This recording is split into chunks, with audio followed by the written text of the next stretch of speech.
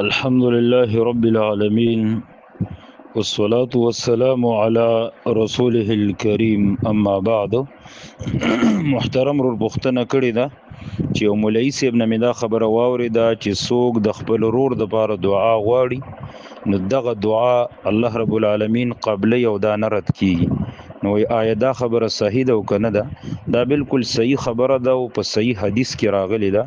حدیث امام مسلم رحمت الله علیه راوړی دی په صحیح مسلم کې، باب فضل الدعاء للمسلمین بظهر الغیب، دا باب په تړلې په کتاب الذکر والدعاء کې راوړی دی.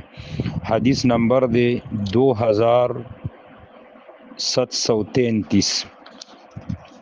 راوی د حدیث دا ام درداء رضی الله تعالی عنها زنانه صحابیه ده او وی چې رسول الله صلی الله علیه وسلم فرمایل دعوة المرء المسلم لاخیه، دعا د مسلمان د خپل رور د پاره بظهر الغیب چې هغه موجود نه یو دی ول دعا غواړي، مستجابه دا الله قبلی، عند رأسه ملک موکل، کله چې د رور د پاره دعا غواړي دغه وخت کې د دې سر ته یو ملائکه ولاړي، کلما دعا لاخیه بخیر، کله چې د رور د پاره د خیر دعا غواړي قال الملك الموکل به آمین، نو دا کم ملائک چې د سره ولاړي دا ملائک ور باندې آمین هم وای او ملائک دته وی ولک بمثل، دا ته چې ضرور د پاره سغواړي الله دې دا تعلم درکې.